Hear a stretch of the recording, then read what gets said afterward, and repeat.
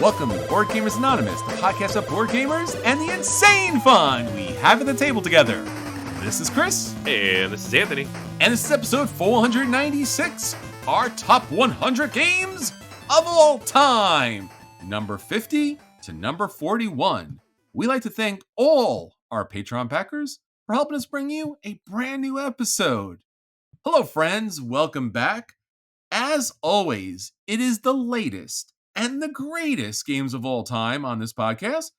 But for these special episodes, as you well know at this point, it's the top 100, Anthony. Yeah, some of these are latest and greatest. I have one this week that is from the last 12 months. Okay. Yeah, it's late and great. I have kind of one. That's pretty much it. But Yeah. I don't know. Like, so we talked about themes, right? Uh-huh. What is your theme this week? What is my theme this week? Good. Let me get. I'm pulling a vibe. I got my hands outstretched. Feel a vibe. Feeling a vibe coming in. I think we're looking at middleweight, mostly Euros that have punched above their weight class. Okay. So I think objectively, like, these games are good, but I do feel they are deserving of special note, and I think they have been given special note, Anthony, because we're in our top 50, man. Like, this is serious times now. Yeah. It's not the top 100 anymore. It is now the top 50. This is what people tune in for. They're like, all right, cool. I heard 50 games, but what is your top 50? Like, Yeah. These are all the has-been, the also runs, right? What are the real games? Yeah, these ones are the ones that have stood the test of time or did something significant, and they're more than just like your average games. Yeah, 100%. Yeah, no, I'm excited about what we're going to talk about this week. There are several games in here that have been on the list for a while, but I have a couple that are new that I really, really like. My theme this week is definitely like building. Okay. And specifically, I'd say like at least half of these are like cities or city related, which is like a theme that has been, if you go back to like the beginning of my history in gaming, especially like more mature gaming, like at a computer, at a tabletop, it is like city building. It is like construction. It's creating systems out of chaos. Like SimCity was, one of the first games I played at my family PC, and I played it for hundreds and hundreds of hours. And so my board game preferences tend to reflect that, and to varying degrees. And I feel like this week's list is a little bit of that. I like it. I like that a lot. All right. You're taking us back, but you're bringing us forward, and a little bit of Anthony in there. Yeah. No, it's very deep, man. I like this. See, this is the bottom 50, man. This is where things start getting real. It's getting real. So, we're talking real games here. Yeah, but the top 50, whatever. Don't even listen to those. Who you already did? So I don't even know those games. They didn't come with us. That's fine. You know what? Actually, I take that back. If you're listening to this and you did not listen to the past 5, go back and listen to those first. Support the show. But yeah, no, it's going to be fun. These are good games. It's also funny too, because when you do a top 100 list, especially in this format where we're, blocks of 10, I think once we get to the end, of course, too, like always, typically everyone's like very interested in, 1 to 10. But I do feel like, having listened to so many other people's lists over the years, there's usually a block that's more interesting. Just uniquely interesting. Like, we've been talking about vibes along the way. So maybe as you've listened to the last couple of episodes and listened to the next couple, maybe for you there's a block that really stood out. Maybe different for me or Anthony. Like maybe my 60 to 70 or 30 to 40, but Anthony's 20 to 30 might be really hot for you all. So that might actually be a question of the week or something, like what episode, what games kind of really worked. Yeah. I kind of want to like have a top 10 after this of our top 10 or of our 10s. What is your best 10? Let's listen to the top 100. Like, how meta can we get with this? No, because I think sometimes, like, we often talk about this, like, if you look on your shelf, like which little cubicle or which shelf might be like maybe not your favorite games, but collectively Hmm. it's better than some of those things. And again, how we put the list together where we kind of like really drill down pretty deeply, I think it's interesting, like why games kind of, how would you say, levitate or sink to a certain spot. Hmm. And it's not like, well, I really like this type of mechanic, so therefore they're all here. That's Mm. not at all what's happening. No, So not at all. I think it's interesting to think of like what's the through line for these games. And if you look at least my board game geek, how I rate games, it's a pretty unique bell curve to it. It's skewed positively, Right. but that's not necessarily what you see here on the list, because sometimes you got to look at the games and be like, huh, how often would I play this? Would I get to the table? And I think a lot of games historically that I had on my list in my top 100 did not return Right. because either the player count was challenging or the game mechanics caused problems with the group. Hmm. So I think in a real world context, even though objectively it may be better, but in actual play, it just doesn't work. And again, some of that's player count issues. And as we're in the age of the big box tabletop game, getting that to the table is a different experience than back in the day where like you used to have a board game bag that fit like 5 or 6 games in it. Right. Right. And now it's like one game. You could bring one game with you. Yeah, seriously, like you came down and visited the other day, and we played Andromeda's Edge, which is Yes, like the size of a small car, it is. and then Slay the Spire, which is like much more compact, but still like a ridiculously large It box. is. And like I stacked them on a chair in the corner, and I was like, "That's a small child. I need a car seat for those games. Yes. I I couldn't even bring both of those. Like two Yes. games to game night is too much. I have to pick one, and that's it." And at the end of the day with both of those games, while they're both very good, and we'll talk about our reviews at some point, I guess after we get through the top 100, they are fundamentally a worker placement game and a co-op game. Yeah, Like I know. Yeah, it's not, like you said, you think of the enormity of that box and all the stuff that entails, and the quality of the components and the production and everything else that goes along with, and the cost, yeah. the immense cost and the years that you waited for that game, and it's not radically different than the games that you already have on your shelf. No, not at all. Yeah, no, it's crazy, and it's like I don't know. It's we're going back down the road of complaining about the big boxes again, but I feel like we could just have a whole podcast. It's like big I thought boxes that was a suck. very good episode. I don't think a lot of people listened to that yet, but I think it's a very good episode. Definitely listen to it because it's not just us complaining. That's what we're doing now, but in that episode we really get into the nitty-gritty of why it's a problem. So, Yeah, yeah, and it's some function, because again, if we do say something in that respect, it's because we want to get the game to the table. yes, yes. And I think fundamentally, why games do not make a list, or why games don't get played as much, is because they can't get to the table for some reason. Right.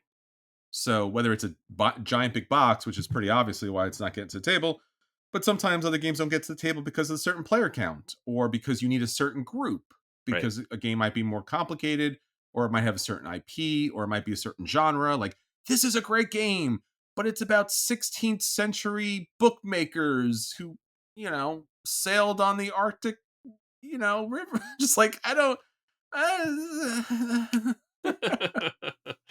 Yeah, yeah. No, no, you're spot on. That's Yeah. exactly what happens. So, A lot of things to it. So let's get to some good games, Anthony. What's your number 50? all right, number 50. And I already know in advance without looking at your list, this is going to be on your list later. So I'm just going to preempt you there. Um, this is Concordia. This is Matt Gertz's magnum opus. And Matt Gertz has a lot of good games. But this is the one everybody knows the best. It sold the most. It has a bunch of maps. It has multiple versions. And I almost put down Concordia Venus Hmm. because I think it's a more interesting game. I think it's more creative and engaging, and like the team aspect, the two-player element of that is so cool. Very much so.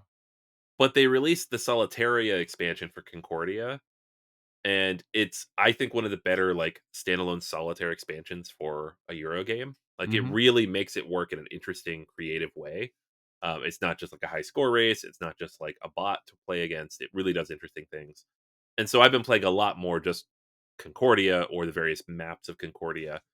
Whereas Venus, I've played 3 or 4 times since it came out, 2018, and I would love to play it more, but you need like a group of like 4 to 6 people, and you need to be in such a group that you can sit on in groups and play to that degree. So the core gameplay here is just, it's such a classic. You know, you have your hand of cards that you build up over time. The cards represent the actions you're going to take, but they also represent how you're going to score at the end of the game. So you're building a deck of cards based on both actions and scoring mechanisms, and you get to take those actions one at a time, and then pull that hand back, up into your hand when you're ready to do so.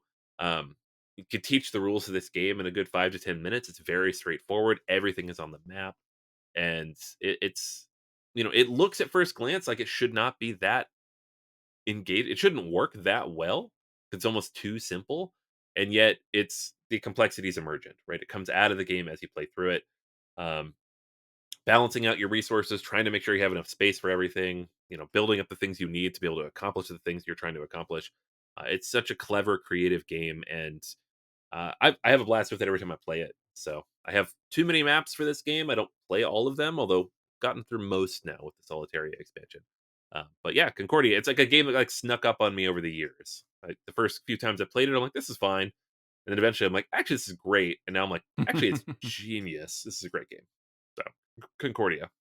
As you said, Anthony, and you predicted quite well, it is higher on my list. But let me just say one thing, because we don't mention Matt Gertz enough, and his Concordia series certainly, but his other games as well, his Rondell series of games. Yeah. We played, if not all of them, a lot of them, Right. and the man is a straight out genius. Like, we do not say his name enough, and we really should. And I think he just went full fledged Concordia, and we've been enjoying that ride. But there's been a lot of other great games that people should stop and take a look at. Yeah. Uh, Yeah. It's very possible we'll talk about him again in a couple weeks. ooh, exciting! I know. Foreshadowing, folks. That was foreshadowing. Yes. Anthony's the writer. He's doing the thing. All right. My number 50 is a game Anthony talked about, but it's higher on my list because I have better taste. It's Oh, at, oh. at the Gates of Loyang from 2009. It's this man, the myth, the legend that is Uwe Rosenberg, from Tasty Minstrel Games, way back when Tasty Minstrel Games was a game company. At the Gates of Loyang was a game that I remember playing for the first time at a tabletop convention and just going, oh, this seems like a smaller game. You're just producing all these wonderful vegetables and selling them in the market, and I can do that. And then wham! Just like, you were not thinking about one or two little small things, because, when you play this game with 4 players, there's very unique interactions between the players as far as the cards are concerned. And you take that bump home with you, and you think about that, and you come back and you're like, look, there's something about harvesting crops and fulfilling orders that Uwe Rosenberg knows so well. And there's something about At the Gates of Loyang that's just, it's right there, right in front of you, what you have to do, how you have to harvest the vegetables, how you kind of manipulate the markets, how you bring in different people to help you produce and sell out there to the field, how you must, even at the very start of the game, you must be in a position to pay to move up the victory point track, because you will get left behind quite quickly, and it's very hard to catch up. But it is certainly one of the most dynamic, interesting games from Uwe Rosenberg. We talked about Matt Gertz for a second. This game, it does not get enough love, does not get enough attention, and it's my favorite solo game from Uwe Rosenberg. It might in fact be my favorite solo game of all time, just because it's just streamlined. Like, it's such a beautiful version of his games, and again, he has so many big games. I think people forget about his smaller games. This is brilliant. It's brilliant. It's sharp. It's fun. And the variety of workers that you can pull in to be able to utilize their special abilities keeps up the variety of the game going. Good production, decent artwork, decent graphic design. Uh, Again, please take an opportunity to play At the Gates of Loyang. It is great. Yes, I fully agree with that. I talked about this one. Well, when was that? Like 3 weeks ago. It was up there, but yeah, it's a fantastic game, and it really is like the solo element and like the fact that it's so tight. It's not like a traditional worker placement type of game from Uwe. It's so great. Absolutely.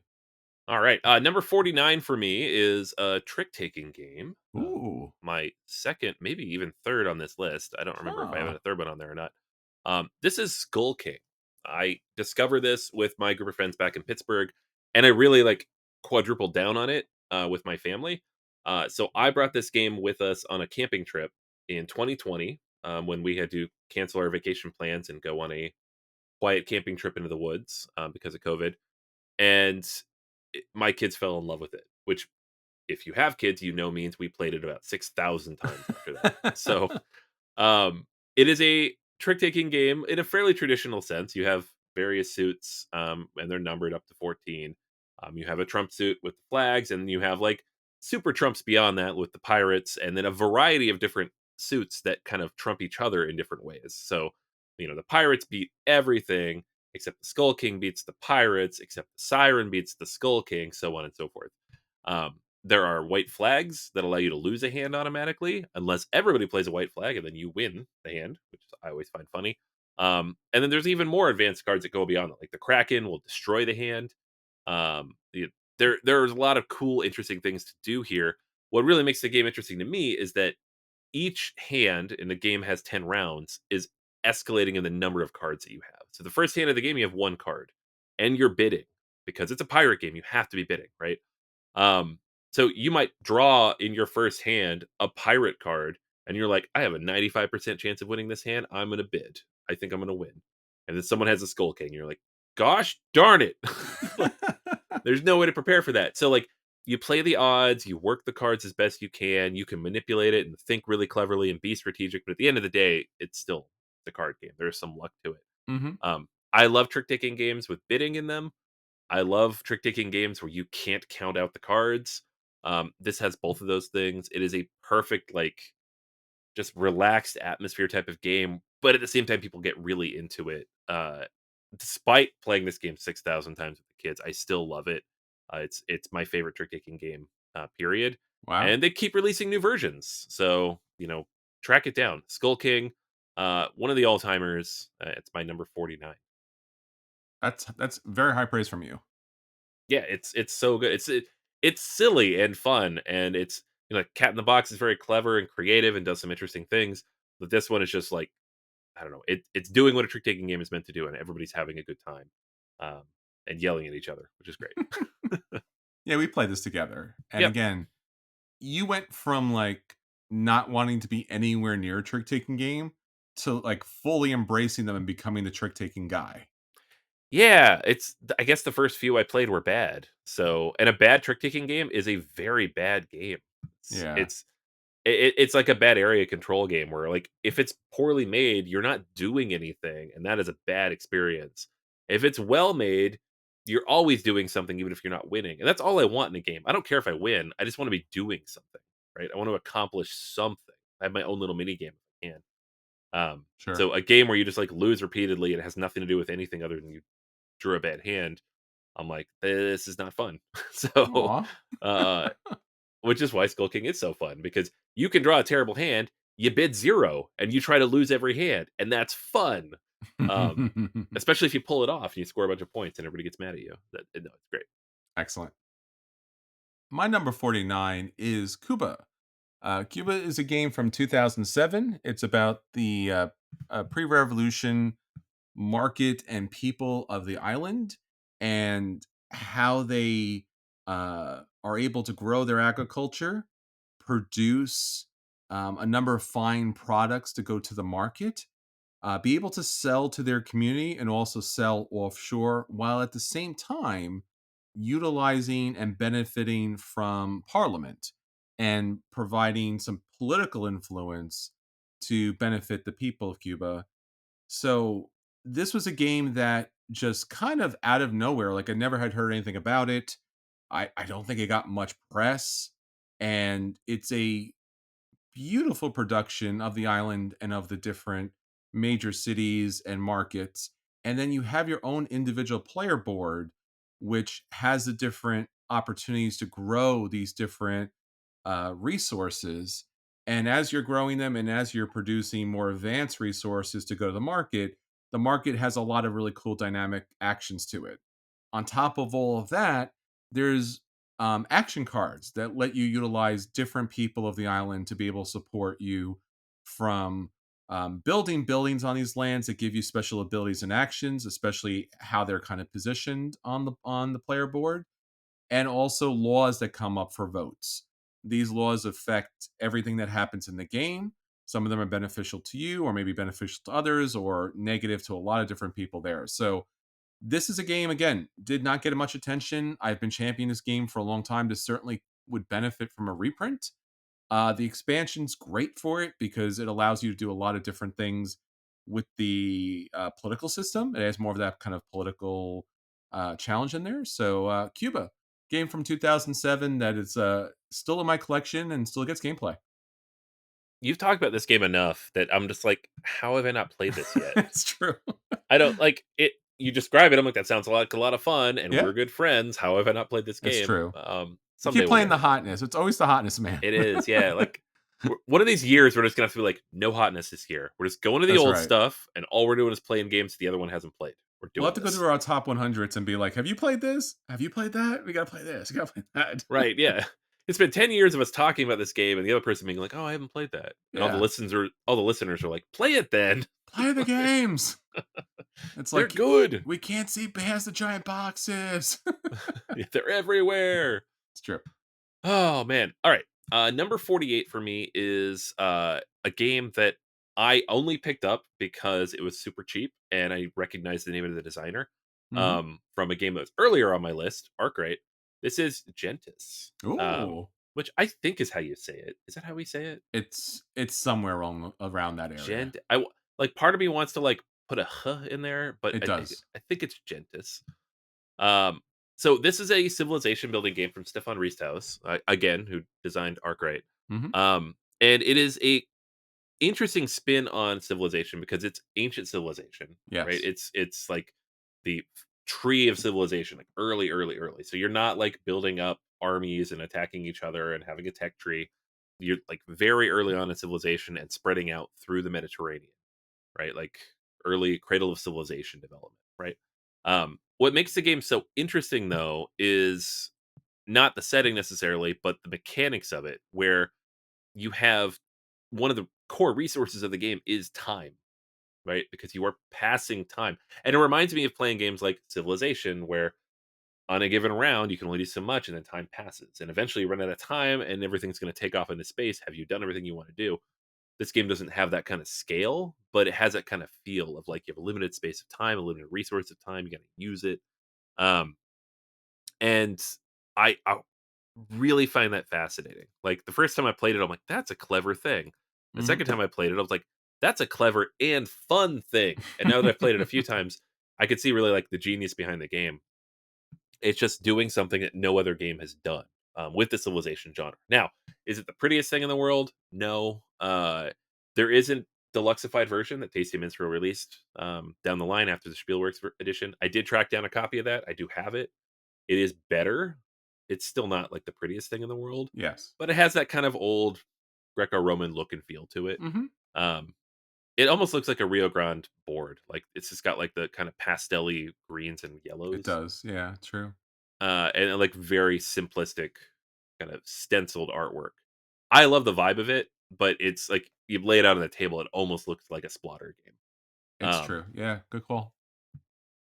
but all of that aside, like mechanically, like the puzzle here of like managing time, trying to build out your civilization, take advantage of the resources that are available and the locations that, it does so many cool things in a way that's so unique within the space. And this is one of my favorite genres of game. Mm. Um, that it's climbed its way onto my obviously top 50 now, as just a unique, engaging spin on civilization building that I again haven't played anything like it.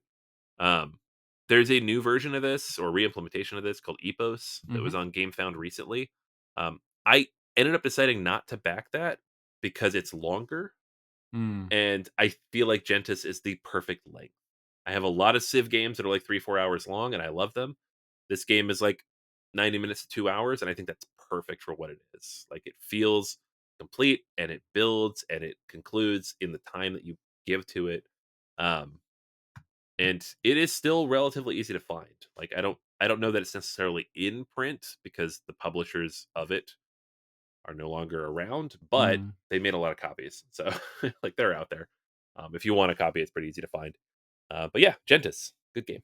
I remember seeing this up on crowdfunding and just really struggling. We probably talked about this on an episode way back when, Oh sure, yeah. and the name is a little bit of a challenge too, of course, but the production. I remember looking at the page and just trying to go, What am I doing here?" Because, like you mentioned, as a Civ game goes, you have certain expectations of what should be here, Hmm. right? This should be a 4X on some level, and they're like, "No, it's about time," and you're like, "Huh?" You're like, "Yes, time." Yeah. You get hundreds of these little hourglass Uh tokens, huh. which I love. I love the hourglass tokens. And I remember that I went to a game day at a friend's house and they were like, "This?" And I'm just like, "Oh no, dear God." Like you said, it looks like a splatter game. It looks like something that came out 30 years ago and was forgotten. And it has the little Catan houses and the little cubes. And I was just like, Hmm. "Oh no." I was like, I remember this. And I remember just like, and I played it and I absolutely loved and adored it on my first play. Yeah. And I was just like, and it really comes down to the mechanics and the art style. While not my cup of tea, is I wouldn't say even just quite appropriate. Is absolutely appropriate. It It's really perfect. Yeah. it fits the theme. It fits the vibe 100%. And I just like then when you play a game and you're just like I could have backed this, and you just start kicking yourself. Yeah. I absolutely did that, and I was thrilled to pick up a base copy, like like the cheaper production copy, and I never forgot my later experiences with the deluxe version, which, and again, all of these things are very arguable, but I'm going to argue it. I think the deluxe version of it is just more playable, Yeah. and I think since this production's already very simplistic and streamlined and almost like archaic, I think you do need the deluxe version. And I haven't had the heart to open up the base retail version of my copy, just because I'm just like, I just want to play the deluxe version of this. Like, why did I even bother? It's like, I like this game. I'm like, I need the deluxe version of this. So Yeah. this would have certainly made my list if I didn't have to like emotionally distance myself from the game, Yeah. because I did in the couple of plays I did have it, and I think we did review it way back when. I enjoyed it tremendously. I just the retail version just didn't do it for me, and I have a copy of it and I'll keep it until one day the deluxe version just appears, briefly in a vision. Yeah. Well, thankfully, they printed a lot of copies of that thing. I think I got my copy on eBay for like $60 and it Okay. came with the insert. Oh, Like nice. it's not like Orleans, like the Yeah. deluxeified version of that is stupidly expensive, but you can find this one. And I will say one last thing. The cover art, like the board work is like whatever, but the Yeah. cover art, that tree, Mhm. love that picture. I would put a poster of that on my wall. Like Sure. just that tree of civilization look. It's great. I 100% agree. And again, for us here in the US, like Tasty Mental Games, like there's some problems. There was some problems with them. Again, we've talked about that in the past, but like they really picked out some really sweet games over the Yeah. years. And I was sorry to see them go. So yeah, this was definitely one of them. All right. For me, my number 48 is what I think we can kind of classify as a modern day classic. Kingsburg, way back from 2007, or you could pick up the second edition in 2017. Kingsburg was one. I don't know. I wouldn't say like one of the early games that I just like. This is my game. This is what I play. This is what I bring to game night. Hmm. Kingsburg is really interesting and brilliant because mainly you have a large player board where everyone plays on the same board, and on the board is basically all these worker placement spots. But you have your, you are one of the people that is in charge of your province, and you're trying to grow your province. You're trying to protect your border from all these invaders. So you're utilizing your assistants and your advisors out there to roll dice, and you send your assistants out, and based upon you rolling your dice, that shows you the power of your influence in which you can play onto that main board, which is a huge cast of characters in that kingdom, from the king and queen all the way down to the Joker. So, based on the pips, the higher pips that you put out onto on the dice onto the board, the more powerful the action will be. But you don't necessarily need the most powerful action. You need the three resources to build the buildings that build up your province, to be able to, provide you with your victory points, provide you with your defenses against the incumbing horde, and it lets you pick different advisors throughout the game. So it was that very early interesting idea of that dice rolling could be about something else, and it allowed us to kind of jockey for position but have an opportunity to like really build your own particular strategy, because then your own specific player board had all of these different buildings that gave you a vast variety of different special abilities and resources, and you got to decide what types of buildings you were going to build across those columns and rows to add to your kingdom. Sometimes it gave you upgrades and support. Sometimes it gave you defense. Sometimes it let you see what was coming up. Everyone got to do something different. At the end of the game, you had this beautiful tableau of which buildings you were able to put together. You dealt with some unknown actions that were happening on the game board. And it was just such a simple, streamlined, straightforward kind of game that even to today, I still bring this game out. I have the expansion for the original one, which makes it great, but the second edition, don't love the artwork as much, but the second edition has all of the stuff that goes along with it, including the expansion and the other expansions, which are like global effects and special characters to give you asymmetrical special abilities and things like that. So Kingsburg, a really good, solid gateway game for a lot of gamers out there. It is great. Yeah, it's one of those games. Like for the longest time, I was trying to find a copy just because it was so hard to find, like you said. So it's a fantastic, easy to play game in those like tight time periods of Hmm. like let's play something interesting and clever that's not going to take 4 hours, and this is like a perfect, like you mentioned at the start, like that midweight euro. It is, and it's one of those games where you could just put it on the table because it has the diagram of the flow of the actions. Hmm. So you don't even have to read the rules. You get your dice, you get your personal boards, you get that main player interaction board that everyone works off of, and then you just go through the steps, and Yeah, it's fun. So plays quite well. great. All right. Next up for me is a game that I wasn't sure how to list it on the top 100, and I'll tell you why. So I mentioned I love city building. I love kind of the flow of it, of expanding and creating this wonderful thing. And the game that like most represents that, like that love I had for SimCity when I was a kid, in board game format, is Suburbia. Now, I don't have Suburbia from 2012 anymore. I have Suburbia Collector's Edition from 2019. I have not actually played my copy of Suburbia Collector's Edition Oh from no. 2019 because the box is stupidly big and hard to carry around, and there's so much stuff in there that it's hard to like pull it out. I played other people's copies, great production, but it's we've complained about this enough. Like Yeah, big yeah. boxes are dumb, but um, before that, the copy I had originally, which I passed on to a friend when I got this one, I played all the time, and I've played the app a million times, and it's a wonderful, clever, creative experience from Ted Alspach, where you have a market of cards and you're purchasing those and adding them to your tableau, and that tableau is going to build out like a grid, and all these different tiles are going to interact with each other and cause different things to happen.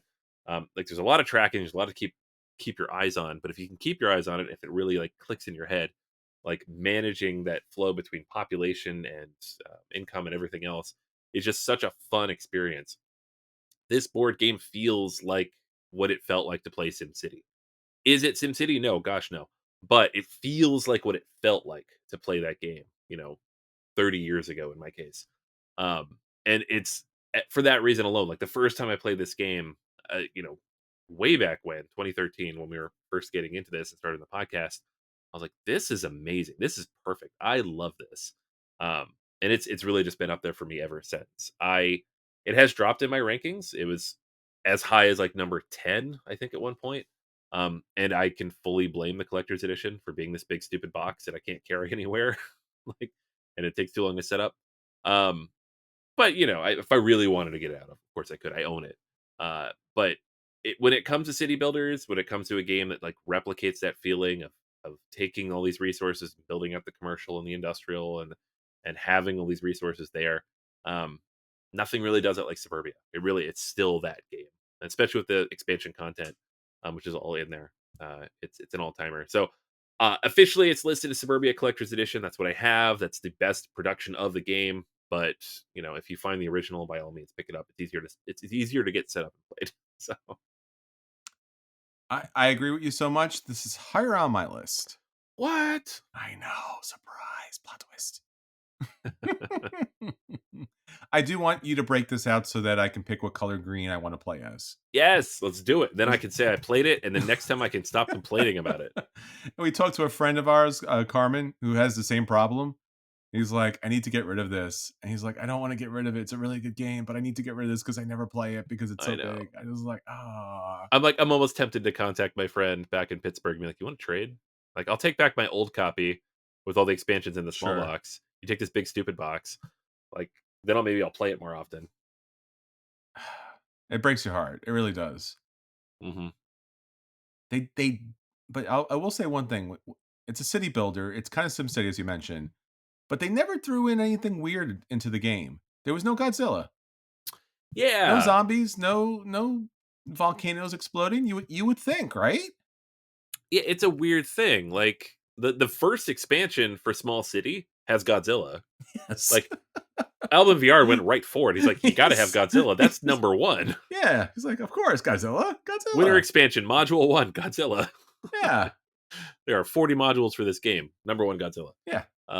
But yeah, Suburbia didn't really do it. Like, and the weather, weather is huge. Earthquakes, disasters. They never did that. I can't imagine. I mean, it seemed like it would be the most straightforward, simple thing to do. Throw a deck of global effect cards. Right. Yeah. I don't know.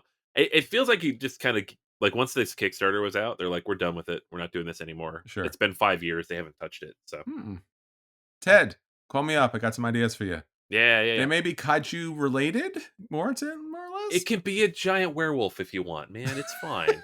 Or like that big black cat from Cat in the Box. See, you can use your own IP stuff. It doesn't need to be Godzilla. Synergy or something. Yeah, I like that. It's fine. It could be a werewolf mode to it. I mean, there's a lot of things you can do. You flip the tiles over. It's nighttime. I don't know. We met Ted Alspach. He's a great guy. We talked to him. It's fine. Yeah. It's been a while, but yeah. So that's pretty fun. All right. Yeah. Speaking of people we've spoken to in the past, my number 47 is Quantum for 2013.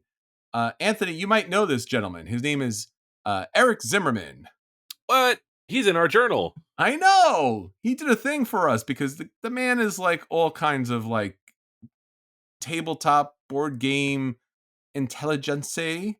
He's just a scholar of scholars there. And turns out way back in the day, before I met the man and before he wrote anything for us, he made a board game, man.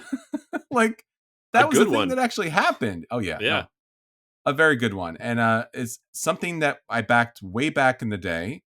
And this was, again, he's known for his metagames. Very interesting to take a look at it. But this was like his board game. This was a thing. And I guess there's the obvious thing to say. If again, it's super out of print at this point. When it initially came out, there was some problems with the dice. They were sticky, and that was kind of weird because they were different colored dice, and you were like, I'm not really too sure about this. This was produced by Funforge, which are we mentioning that Funforge having some problems? Got a little bit. Yeah, they're probably done. They sold off to Kaido. Yeah, which is like their game. Like that's their thing. If you're selling off the big one, you're pretty much done. Yeah, that's the thing that they do, and they went ahead and did it. So the fun thing about, and I just talked about Kingsburg again back in the day where dice were really interestingly used. So for Quantum, you had your epic space 4X game, you had fighting, you had exploration, you had area control and grid movement and a modular board and all that kind of fun stuff. And you did it with really big, chunky, beautifully colored dice. So the really fun part of it is the different pips on the dice. So for 1 through 6 represented a different class of ship. And as you went through the game, you could upgrade your ships, you could put different ships out on the board. And what those ships did were different from each other. They had like legitimately different roles. They weren't just stronger than other ships. They did different things. And you needed all the ships to go out there. You win the game by constructing these quantum cubes, and basically these kind of like energy how would you say extractors that they pull from these different planetary systems. It is you're running out across the board to get to these spots to be able to utilize resources in order to be able to create your like basically area control, put your little cubes out there on the board. And it's small enough that there was a lot of interesting gameplay and tactics that went on to maneuver around people or through people or actually to attack other players. A lot of attacking help happened in this game. And they also gave you these white and black technologies and special features and allies that came along with the game that gave you different ways to play, gave you different special abilities for your particular faction. And the modular board was a lot of fun because you could actually set up what kind of game mode you were looking at. And it really scaled very well based on the number of players. Actually, the book itself gave you different ways to set up the board, different encounters to have. One of my favorite games. And again, I still have a copy of it, still enjoy it a great deal. Haven't gotten it to the table too much, but again, it's something that will always play very well because of all the thought that goes into that. That's Quantum. Yeah, this is a game I wish I'd bought back in the day. Like, it was very cheap for a short amount of time, post Kickstarter, and now it's not cheap at all. Very, very expensive. I love this game. I had a lot of fun with it, but I have not played it much outside of Board Game Arena in like the last 10 years because I don't have a copy, never found a copy, and not willing to pay like 250 for another copy. But I do love it. I feel like if I owned one and I played it more often, it would probably be on my list as well. Sure. Well, I know a guy who can maybe help you with that. Oh yeah, yeah. Well, yeah, that's right. Hey man, you got any extra in your basement? Hook us up. Yeah. Well, he blew up after he hit our journal. I'm just saying. Oh yeah. He's big now. That made him. Okay. Another game it's hard to find and very expensive. We're killing it here. So if you want the games we're talking about, good luck. This is not my number 46, Leaving Earth. This is a self-published game from Joseph Fatula. Came out in 2015. This is not a game that was on Kickstarter. It was never crowdfunded that I'm aware of. It was just self-published on Fatula's website, the Luminaris Group. And it literally comes in what is essentially a small shoebox, but a very well-designed shoebox with a fancy little cover on it. Beautiful artwork, very Art Deco, wonderful space stuff. Like, it's one of my favorite like approaches to that kind of 60s 70s space race kind of aesthetic. And the game is quite literally about that. It starts in 1956. It's the start of the space age. No one's actually got anything up there yet, and you are trying to be the first one up there. It very, very much leans into the science and math of the space race, though. It's a very mathematically heavy game. To the point where if you go to BGG, it's a 1 to 5 player game, and the community recommends that you play it at 1. because if you play with multiple people, it gets very uh, crunchy and time consuming. It drags quite a bit. Like playing solo, I can play it in like 90 minutes or so. I feel like if I play with the full 5 players, it could take hours. So I've never done that. I don't think I would ever want to. But the game is great because it's all card based. You lay these cards out, and they create kind of the map of what you're gonna go for. So like if you go set like if you look at the map on Board Game Geek, you can see like the cards laid out like these little square cards that create like the Earth where you're trying to escape gravity, and like the moon where you're trying to get your rockets to. And then as you develop further beyond that, not just the moon, you're trying to get to Venus and Mercury and Mars. And you're not just launching rockets, you are testing those rockets, right? So when you develop the technology that you need to go off into space, you have to test it. And the more you test it, the more sure you are going to be that it's successful when you finally launch. But you use up time when you do that. So if you test too much, then your opponent might beat you, right? It's a space race. So it's all about risk management. It's a bit of a push your luck game, but with a ton of math built around it, which is such a good simulation of what the space race was, right? You wanted to be safe, especially after like Apollo 1. You want to be really safe. You don't want people to die, but you really got to push the envelope a little bit because you want to win that race. You want to get up there first. And the game really captures that really extremely well, right? Um, this has been one of my favorite games pretty much since it came out. I don't remember when I got my copy, like 2016, 2017. There are expansions for this as well that are even more expensive. The version I have came with the Mercury expansion. There's an Outer Planets expansion, which is like near future sci-fi where you're going, past the asteroid belt, out to Jupiter. But it even the base game, even just like that simple puzzle, no, not simple, very complex puzzle at the beginning, just getting that rocket off of Earth, it is legit like a simulation of trying to make the Saturn V work, right? It's such a cool, fun, creative, crunchy experience. You gotta like math. You probably gotta like sci-fi, not even sci-fi, like space racy stuff. Um, but I've been obsessed with that stuff since I was like 6 years old. So, Leaving Earth, fantastic little game. There's copies still floating around out there. I don't know if they still sell this on their website. Like when I bought it back in the day, I just bought it off of their website, and I had to wait like 3 months because they're you know self-made. Um, but it even if you can't get it through there, you can track it down on eBay for a lot, but it's still out there. So, Leaving Earth, great stuff. Fantastic. Since this is a shoebox game, we can play this. We should play this. Yeah, yeah. This I can carry this with me. I carried it in my hand. I went on a short trip a few days ago or a few weeks ago, and I just carried it in my hand on the train because it's very Wow. small. It's all cards, Have no not big played stuff. it. Yeah, no, this is great now. I want to play this now. Yeah, we should play this. Yeah, I love this game. This is fantastic. Excellent. All right. Going back to the list here, my number 46 is St. Petersburg, the second Ooh. edition. First edition does well, but I like the second edition because it adds a market phase to the game. But let me take a step back and tell you why St. Petersburg, either the first edition or second edition, is so great. You got to go back to 1703. Caesar, Peter the Great, is founding St. Petersburg in Russia, and all of these different royals, artisans, construction workers, farmers, all the different aspects of that particular civilization are coming together to build St. Petersburg. At the start of the game, you're given one of these odd little shaped wooden tokens. This shows you during which round you're the first player to be able to select. Each round, you are selecting from one of 5 different possible selections of cards. So the first round is typically your farmers, your shipbuilders, the people that are the foundation of the city. And they come out in the market, and you're able to purchase those cards to put them into your tableau, and then throughout the game they're generating resources for you.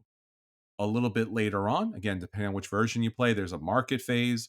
A little bit later on, there's a building phase. These beautiful, wonderful buildings in St. Petersburg, these wonderful architects, artisans, engineers, and workers. You'll be able to select those buildings for victory points. Sometimes they have some money that they'll be able to support you with a little bit. And there's some interesting kind of buildings that like you can build early and then build to top them later. Some absorbatories that give you some special abilities, but primarily this is your victory point buildings that hopefully during the green phase they've been able to give you enough money to purchase the blue buildings later on. Then comes the nobles. The nobles come in, they're rather interesting because these are going to give you a variety of money and victory points, but really it's a set collection. You want to get different nobles to your court. At the end of the game, they're going to score you the bulk of your victory points. You don't need them to win, but certainly it's a strategy. And then finally, there's a special deck that has a little bit of everything. And really, these special cards at the end are upgrade cards for the other cards in your tableau. You can hold some cards in your hand, but at some point they become problematic because if you don't get them out at the end of the game, they're negative victory points.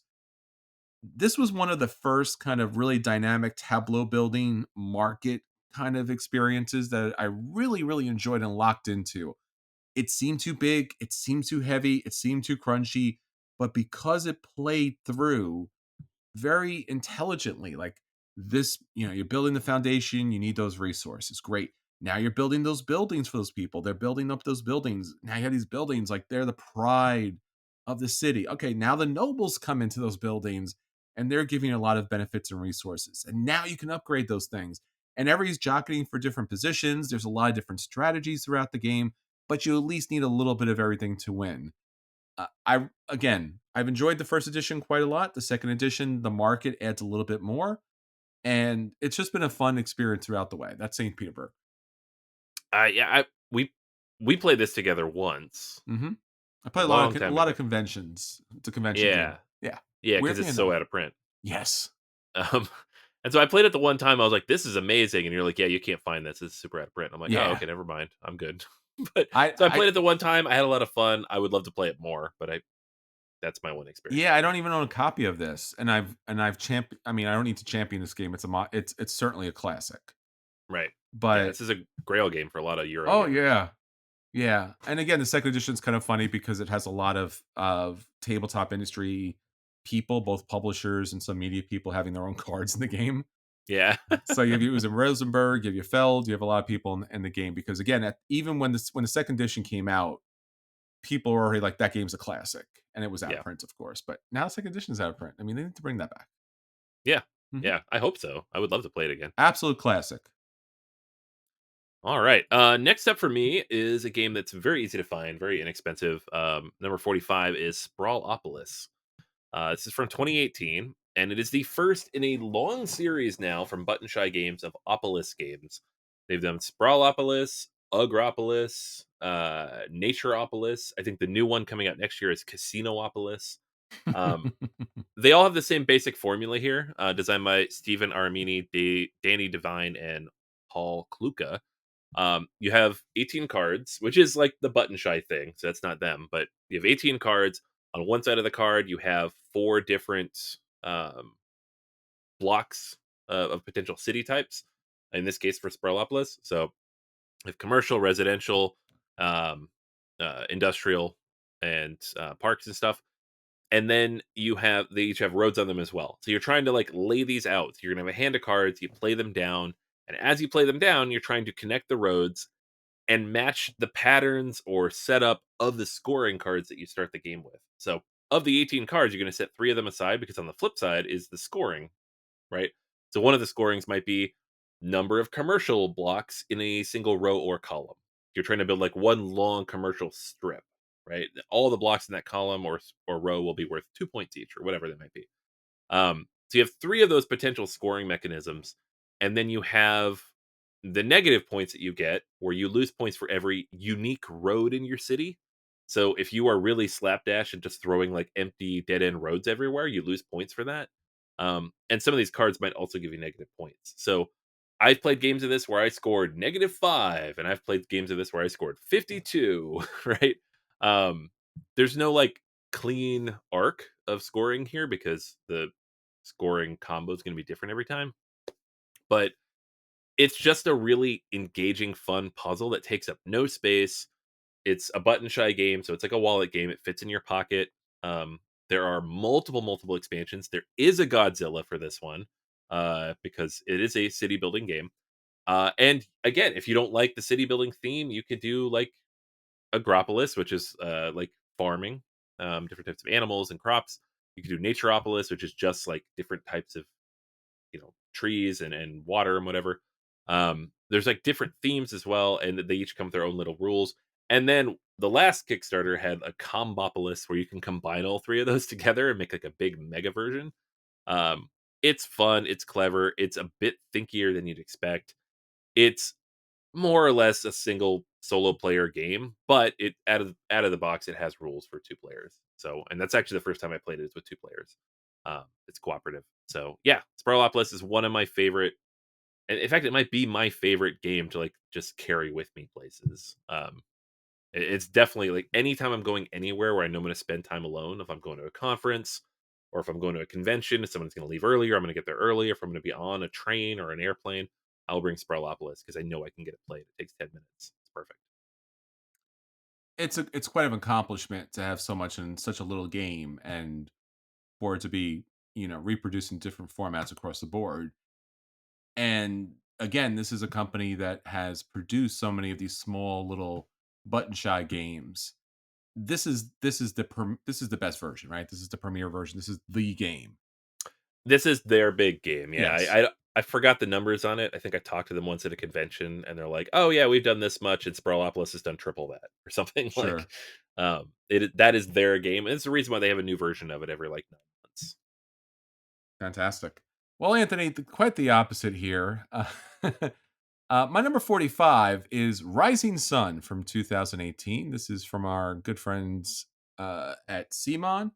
And of course, the designer Eric Lang, and wonderful art by Adrian Smith. This is one of, Eric Lang's big, and I mean big, plastic troops and demons and monsters and spirits and warring clans in Japan fighting each other, but yet at the same time, why this does make my list and has stayed on my list is because of the unique partner option that comes along with this game. So 3 to 5 players are fighting in these legendary, mystical, feudal Japan. Each player has a clan and they're trying to complete for victory points throughout. So, yes, there is military action. Yes, there's troops on the board, but this is a Euro victory point game. Each clan has special abilities and different setups that go along with the game. And then through the game, you are going to be working, creating an alliance with one of the other partners at the table and come up with a plan. So at the start, you're going to pick your cards, pull them, draft them, pull them together. It's going to give you special abilities and opportunities to have different actions. But then this tea ceremony where you get to talk to your partner and be like, hey, look, I think we should do this. Maybe we should mobilize here. Maybe we should tack over here.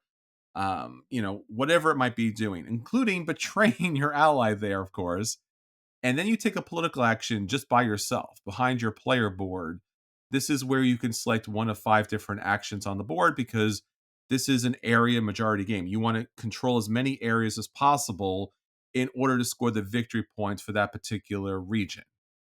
As the game goes on, there's going to be warring. So you're going to be fighting other players, invoking monsters and special abilities throughout, putting new tokens down on the board to claim different areas. Certain areas are going to score each particular round. So there's a fight for those particular areas. This kind of fits that Kemet feel where you're all forced together. You have some similarities as far as the monsters and troops on the board, but your tactics and your gameplay and your long term strategy really is up to you. Again, I love the idea of this kind of partner mechanic. If the one thing I will say is people need to take that partnership seriously when they need to stay with it and when they need to break out, because there can be runaway leaders with this game. Certainly not accurate, as the Wikipedia articles would make you believe. But Ryan Stun, it's a lot of fun and a great game to get to the table. I I've played this game a few times. I always enjoy it when I play it. I it's not my favorite Eric Lang game. It's not really my favorite of these Sure. types of games. I would put it in like top 200 for me, which Yeah. is not bad at all. Hmm. I have passed on my copy to someone else, um, if only because I have so many of these like dudes on a map games. Of So course. it's one of those things. Like if you brought it down tomorrow and like let's play Rising Sun, I'm like great, let's have fun. This is Hmm. awesome. I really wanted to keep it just because the miniatures and the aesthetic are so amazing. Yes. And I really, really, really did not want to give up that miniature of the character from the Wikipedia hoax because I bring that into my classroom and I show my students and I'm like, this is why you don't trust Wikipedia. That's And right. they always find it funny. But alas, there's other games which I'll talk about in a couple of weeks that You mean when kind you're of fall trying to this be way. historically or mythologically accurate, you shouldn't pull stuff off Wikipedia? Yeah, because some guy from New Zealand might be pulling a prank on his friend, and oh, that's so good, so good. All right, next up for me, I have number 44, another city game, because I told you that's my theme this week. London, second edition. This is from Martin Wallace, and the first edition of London came out back in 2010, and it's fairly similar to the second edition, but they got rid of the map in the second edition, which I think is the best way to play this game, for a couple of reasons. One, it's purely a card game in the second edition. Two, it's a much smaller footprint. Three, the artwork kind of blends together more smoothly. Um, that first edition of the game was it was from Tree Frog Games. It was basically self-published by Martin Wallace, and this is from Osprey Games, which makes some of the most, I don't want to say most beautiful productions. That's not really the right word for it. It's like they look fancy. They look like they belong in a library. Like when Mm, Osprey Publishing makes a game, it's like this should be on a shelf somewhere in the Library of Congress. It's it's very fair. fancy looking. Um, the thing about this game that's great, it's a tableau builder, and you are building out a row of different locations in your city. But the thing is like as you build these out, right, you have to keep in mind the space that they're taking up, because each slot that you fill will produce negative things for your city. Because you have the option at some point to run the city. You don't get the benefits of these cards when you play them. You get it when you run it, and when you run it, you will take on things like pollution and poverty and like bad things that happen in a city because of industrialism. Um, and so you are trying to be as efficient as possible to run your city at a good cadence, but also, not just keep building out.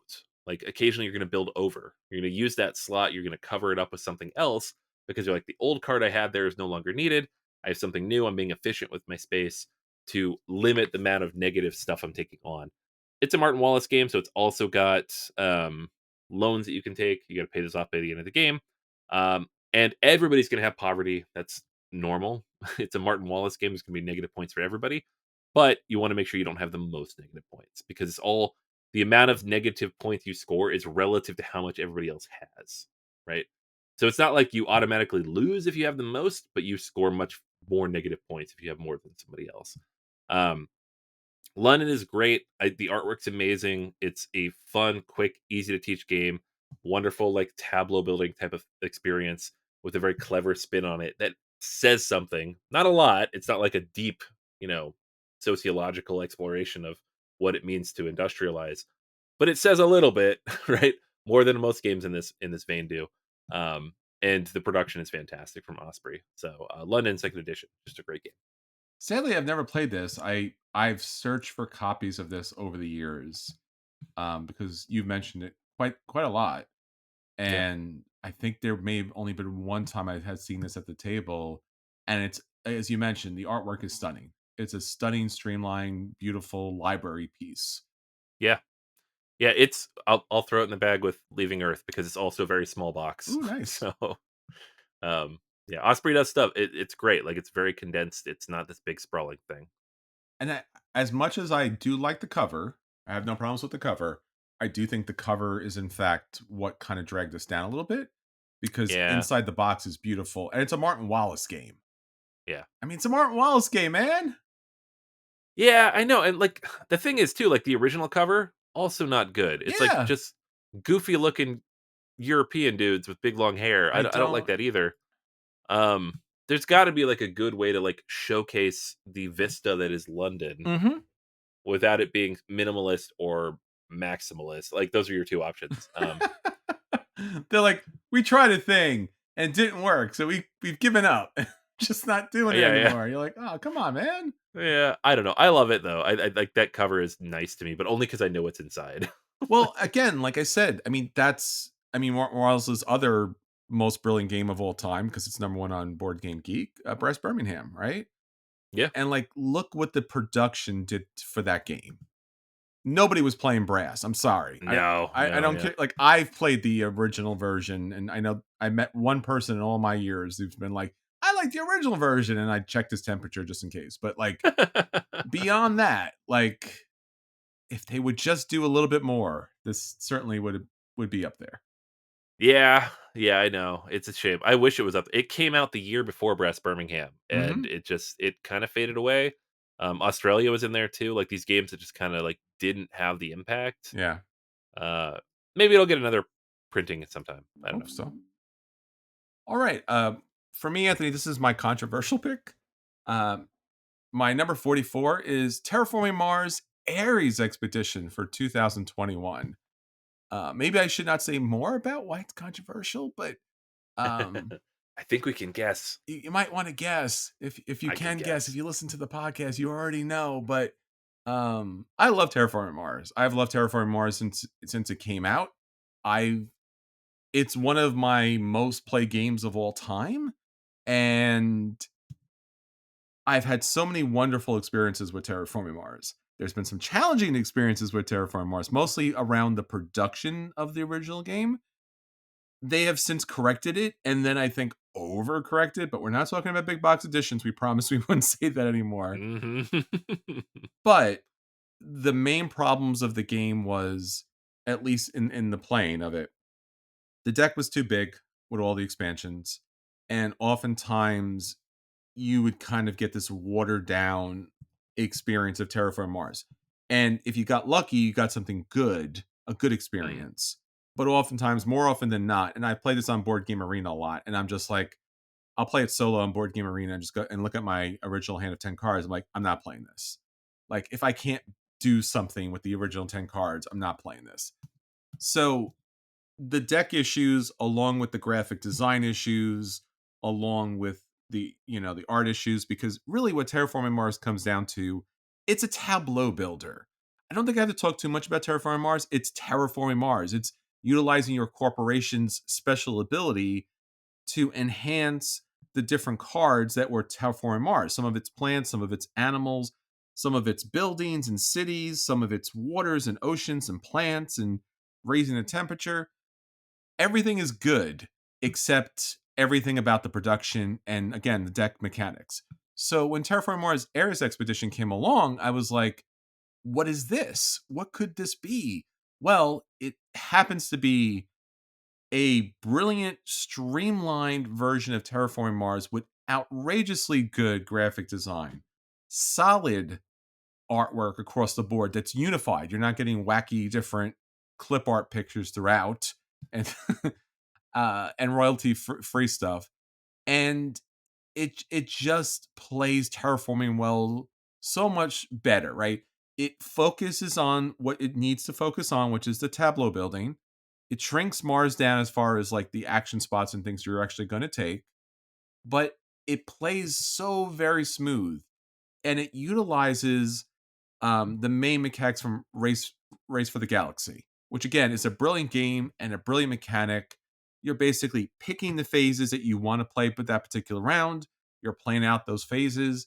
The cards match those particular phases, so everything is streamlined and understandable. It's quick to play. It's quicker to play than Terraforming Mars, but it's a good. It's longer. It's a more of an enriching experience than Race for the Galaxy. So um, again, you have to listen to the rest of the episodes, but Terraforming Mars Ares Expedition, fantastic game, and it is my number 44. All right. I will hold on Oh, comment, but not for the reason you're all thinking. I So I know. I'm sorry. was excited there for a minute. I know. I know. I wish. I wish. Yeah. All right. Next up for me, I have number 43. This is I think I think, and I'm looking at my list, but I believe this is my highest ranked Vital Lacerda game. The Gallerist. And The Gallerist is a game that I fell in love with immediately before I really knew who Vital Lacerda was. Um, and there's a few reasons why. The first is just it's a beautiful game, right? It's the first Vital Lacerda Ian O'Toole joint that I saw. I think it might have been the first one that they published. If not this, it was Vinos. But it was very early on, like 2015. This came out, but even beyond that, it was the first time I saw like this idea of like theme being such a core concept in a really heavy Euro game. And yet, despite saying really heavy Euro game, the Gallerist is in my opinion the simplest Vital Lacerda game. It doesn't say much, they're all very heavy, but I have taught this game to people in 15 minutes Mm. because there are only 8 actions on the board. They're all very visible. Like you're moving your pawn around this rondel and taking actions. There's only 4 spots you can go, and in each of those spots there's only 2 actions you can take, right? You move your pawn. If there's a pawn already there, you bump them out. They leave an assistant. And that assistant gets bumped down for like a follow action because that's the thing Lacerda likes to do. And then you take that action. And those actions are very thematic. So it's very easy to follow what you're supposed to be doing, right? You are recruiting artists or putting art on display or selling it. It's all very thematic. Like you look at the board, and compared to a lot of Lacerda boards, this one, like if you've never played it, it doesn't necessarily make sense, but it's very quick and easy to explain what you're looking at, right? There are people who will come to the gallery and look at the art. And as they look at the art or purchase the art, the fame of that artist will increase, which increases the value of that art. And you can choose when you're going to sell that art based on the value of that art. And then the points kind of follow from there based on the fame that's built in. It's such a cool, interesting take on a fairly familiar Euro mechanic. This is not Lacerda at his most like experimental. Um, it's him at his most like let's take what we know about Euro games and about economic engine type of games and like build it into the system that is so finely tuned to the theme. Right? Vinos did that really well. I think the Gallerist takes that to a whole nother level. Now, I'm not going to argue. Like I talked about Lisboa a few weeks ago. I'm not going to argue that he doesn't have like more complex, interesting, broader experiences. Like I think Lisboa might be it is I don't want to say might be. It is a better game. I think on Mars it is a better game, but the Gallerist is my favorite game because of how accessible it is and how cleanly it does all the things that Lacerda does in his designs. Plus you have like all the artwork that comes from like just it's real world art. It's Mhm. built into the game, which is so fantastic. The little easels and everything. Um, so yeah, the Gallerist. It's every time I get this to the table, it just puts a big smile on my face. It's such a wonderful, wonderful production, and we wouldn't have any of the other big Lacerda big box things if we didn't have this one. So I think again, like I would define it more as like his most streamlined game, yeah, just because it's still got a 4.24 weight on Board Game Geek. it feels too high. It because it's so streamlined. Yeah, I don't think it's necessarily simple. It's his simplest game. I mean, it's not simple, of course, but like, no, Escape Plan's as simple as well. yeah. There's Well, there's and other smaller throwaways here and there too. yeah, like things that he's worked on with other people. Sure.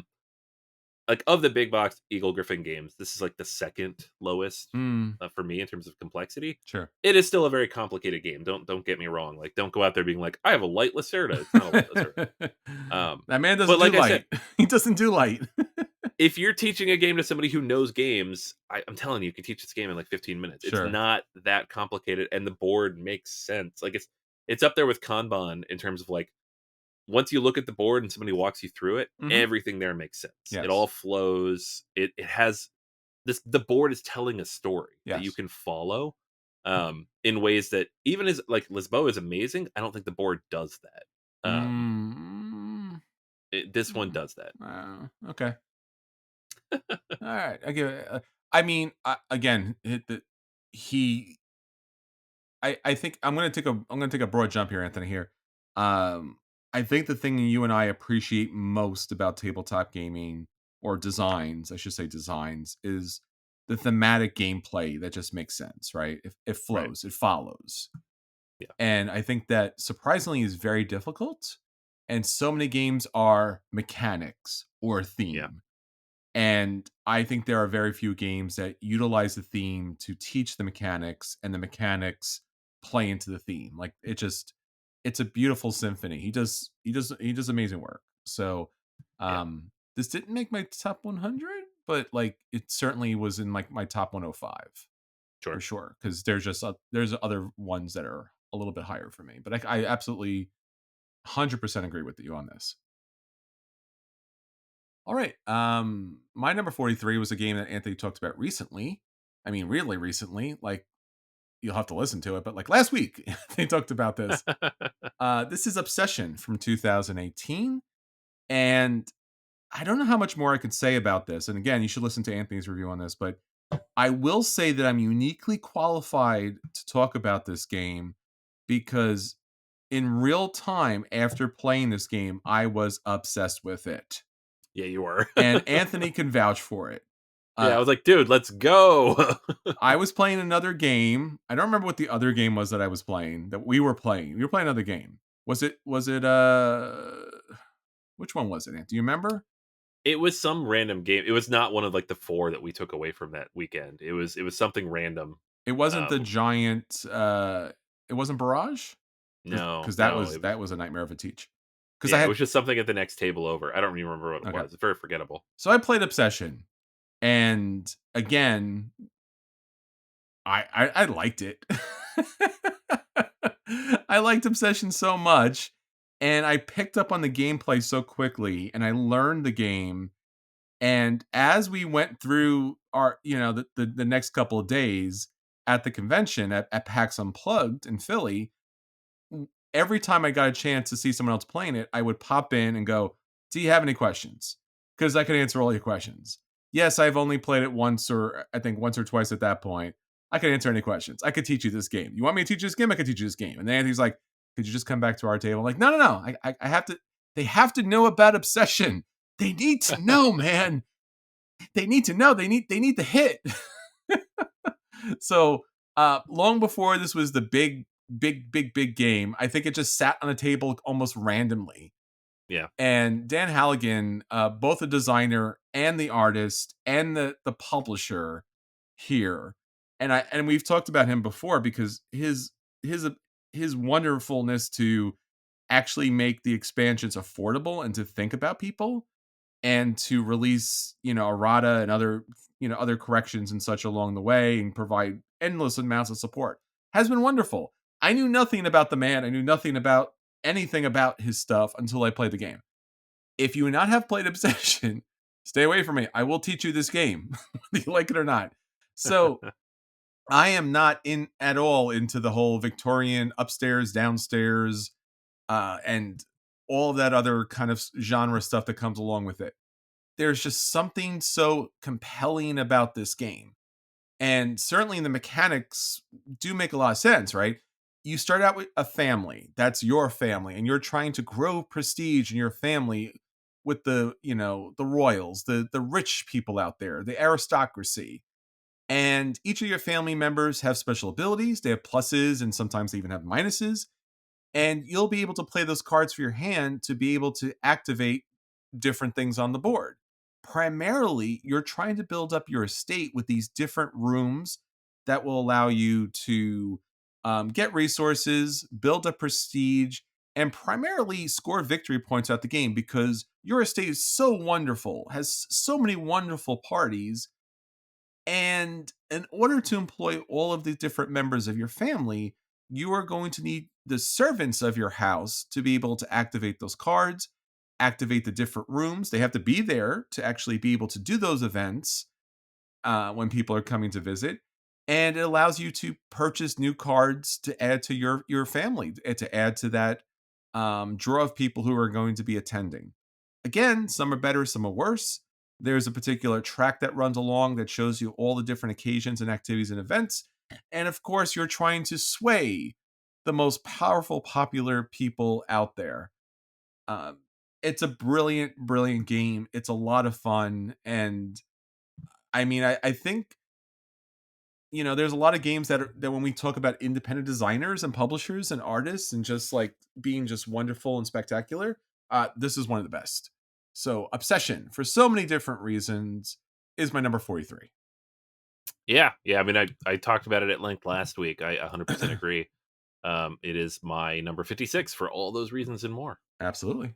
But you're not obsessed with it, Anthony. You need to be obsessed with it. I'm 56, man. It's number 56. All right, but see, Obsession kicks in at 43. I'm just saying. Okay. All right. Yeah.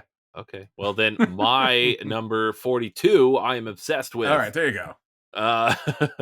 This is Rebuilding Seattle. Mm-hmm. This came out last year. We played it at PAX 2 years ago, actually. Crazy, time flies. And this is a game about rebuilding Seattle. It takes place after the Great Fire of 1889 that burned down most of downtown Seattle, back when Seattle was kind of a frontier town. And you are basically, every round you're going to take a card and you're going to play polyominoes down into your tableau based on the card that you took. You're going to pay whatever amount that is. Some of the cards will just give you straight polyominoes that like move you up on these different tracks and increase your values for different types of production.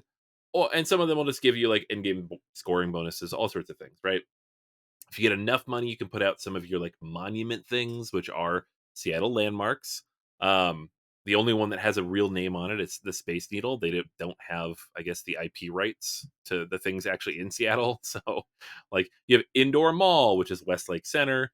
You have several other, like Outdoor Market, which is Pike Place Market. You have Stadium, which is Safeco Field, or T-Mobile Park. It's funny. Like, I'm from Seattle, so I recognize everything that they've put into the game.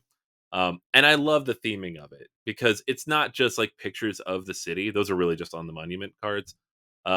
It's like you each have your own personal player board that represents a neighborhood in the city, and each of those has different laws that are asymmetrical, and you can use one of those laws every round.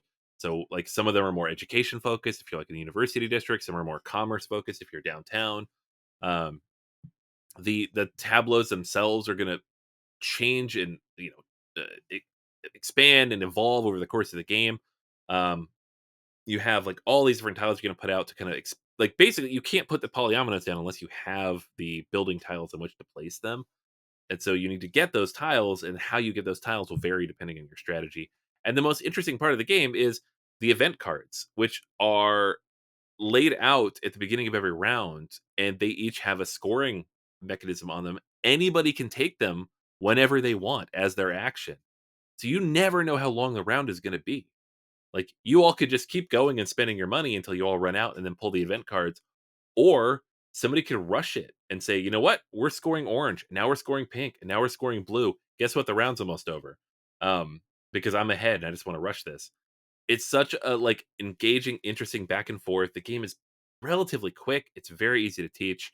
The solo experience is fantastic as well. Like, I gravitated towards it because it was something Seattle, and I'm always interested in games about where I'm from. But in the end, it was like a really, really good polyomino puzzle based tableau building game. It does everything so cleverly. I d- I thought I'd like it because of the theme. I didn't think it would jump into my top 50, but here it is. Wow. So, Rebuilding Seattle. That being said, Anthony, I'm more obsessed with this game, and it's higher on my list. Well, you know what? It's just that I love Seattle a lot more than you. That's all I'm saying, man. All right. You're cool. Like, you're kind of like Seattle, but not obsessed like I am, man. Just next time you're there, bring me back a hat. I'm there all the time. Mm-hmm. That's definitely going to happen really soon. Hats, man. Hats. Give me hats.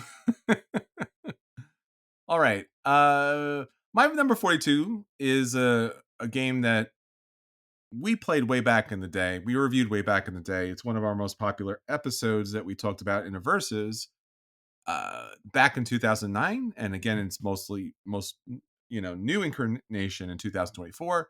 Cyclades.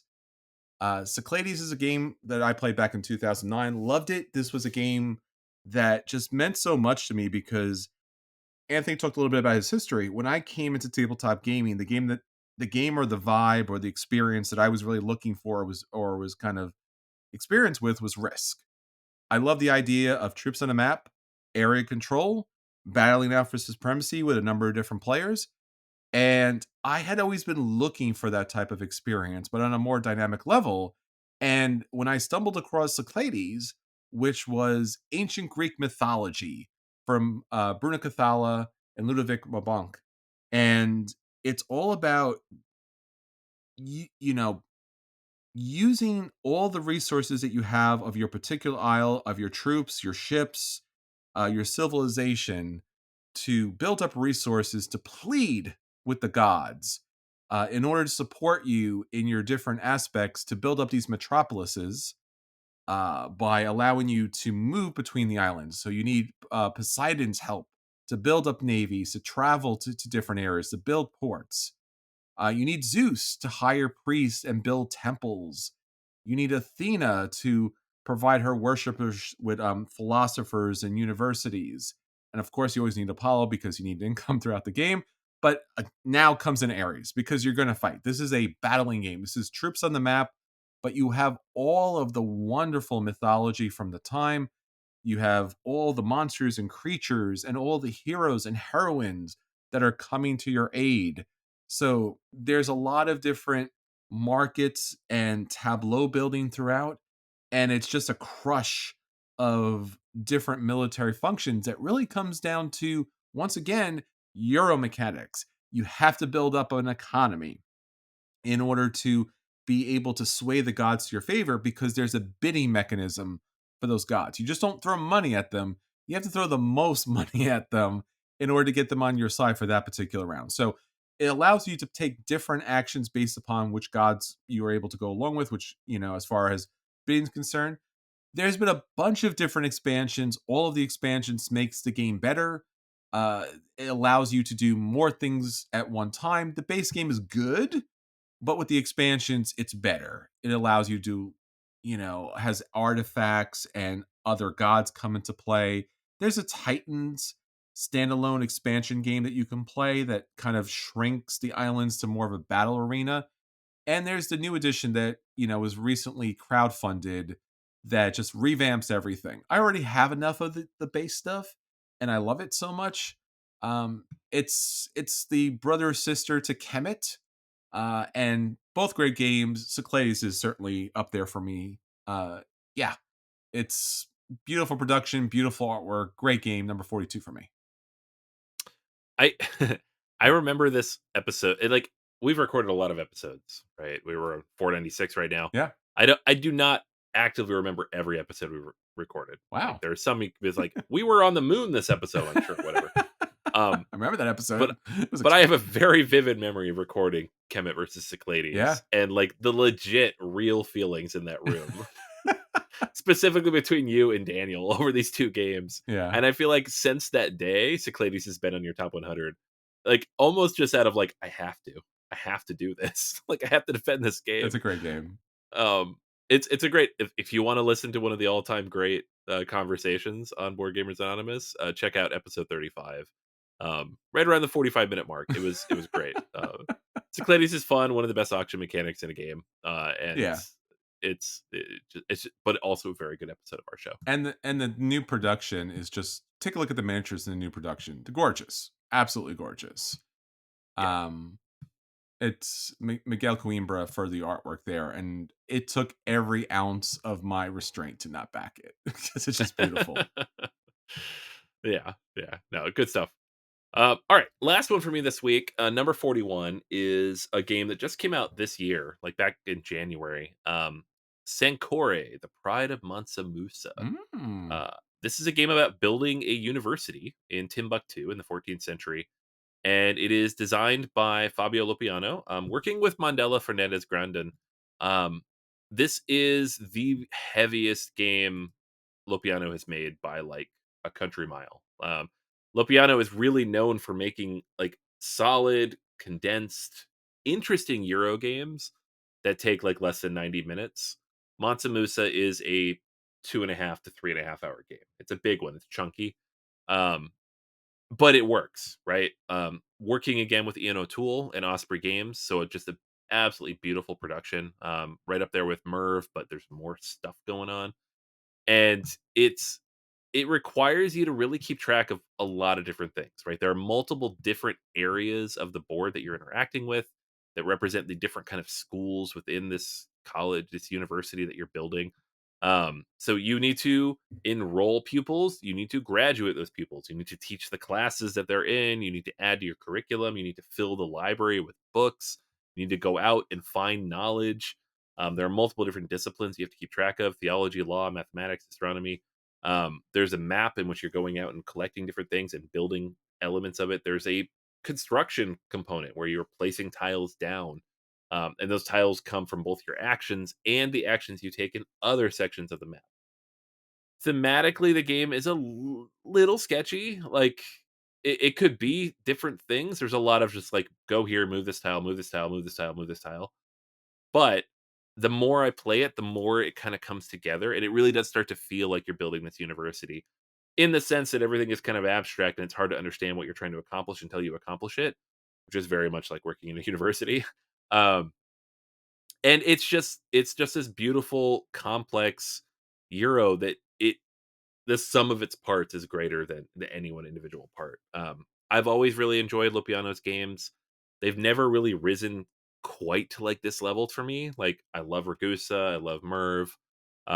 There's a lot of games of his that just work on a lot of levels. Like, I have Merv in my top 100. It's number 89 for me. We talked about it a few weeks ago.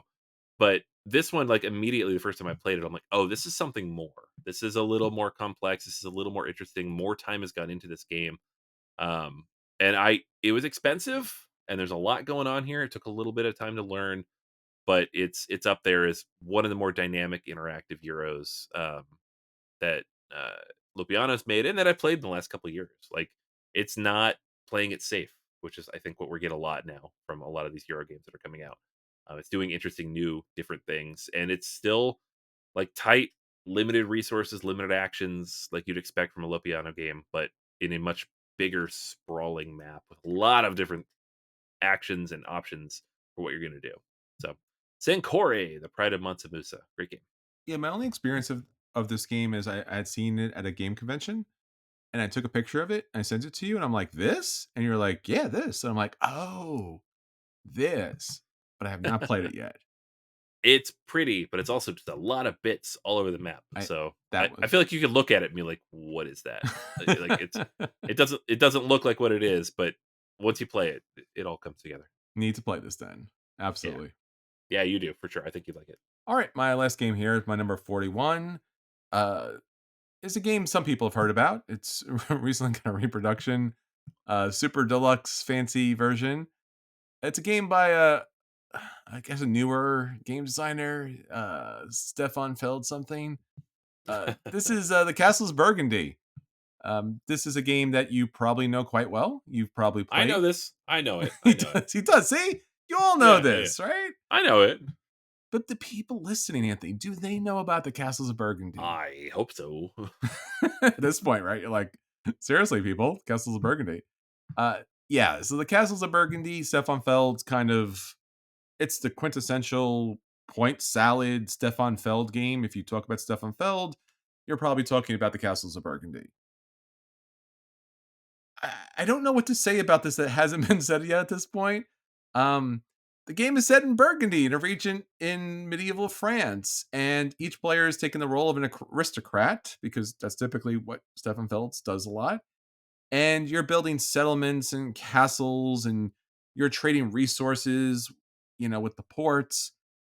Now, all of that description is nonsensical, right? Because it's like, yeah, that's typically what the game is, but really what it comes down to is two primary boards. You have your own particular, region of Burgundy here, and it is made up of all of these different hexes of different colors. Now, each of these hexes of a particular color relate to something specific. So the blue hexes relate to the ships, the beige brown buildings, the action buildings are on your board. The gold buildings are going to be your victory points or your special abilities. Your light greens are going to be for the animals on your farms. Your silvers are for your silver mines, and your dark, rich forest greens are going to be your castle locations. And you're going to roll your dice each turn, and you're going to determine where on the main board you might want to select new hex buildings to put on your particular Burgundy board. So use the dice to select off that board onto your reserve. And then you also are able to utilize those dice to take them off your reserve, off one of the 3 spots, onto your main board.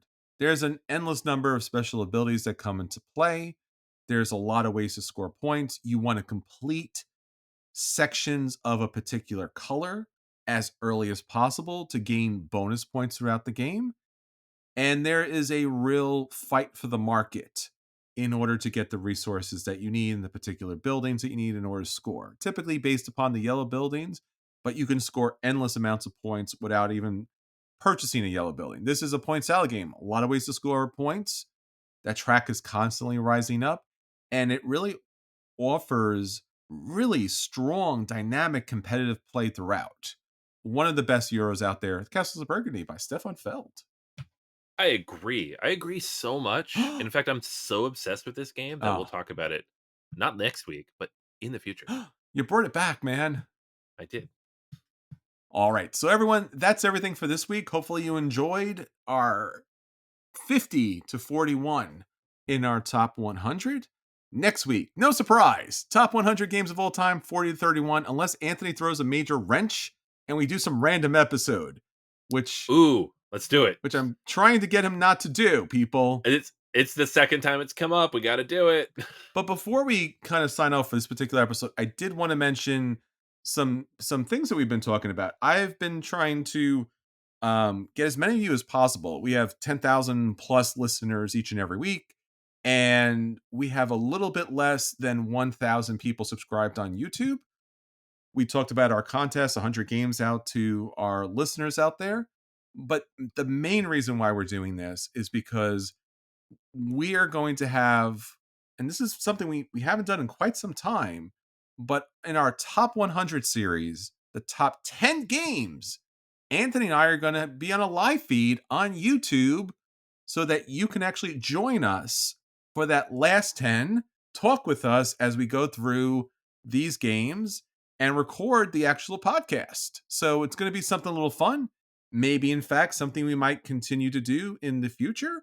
But we want you to join us at the table on YouTube for our final 10 games of our top 100 games of all time. So please, if you haven't already, subscribe because you want to get those notifications of when those episodes come up.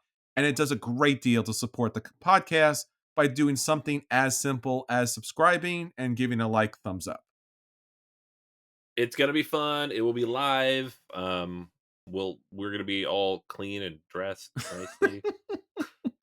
And remember, Anthony put War of the Ring in his Hall of Fame games, so that will not be his number one game. It will not. No one's going to guess what my number one is. It's historic. I don't know. Yeah, you can't guess. You're not going to guess. No one's going to guess. It's going to be great. Oh, no. Is it Obsession? Nope. That was on my list last week. All right. I was just checking. that would really throw people off. Well, that's how obsessed you are with it that you would put it on your list twice. Just kidding. It's not number 54. Number 54 is actually this game. It's my number one.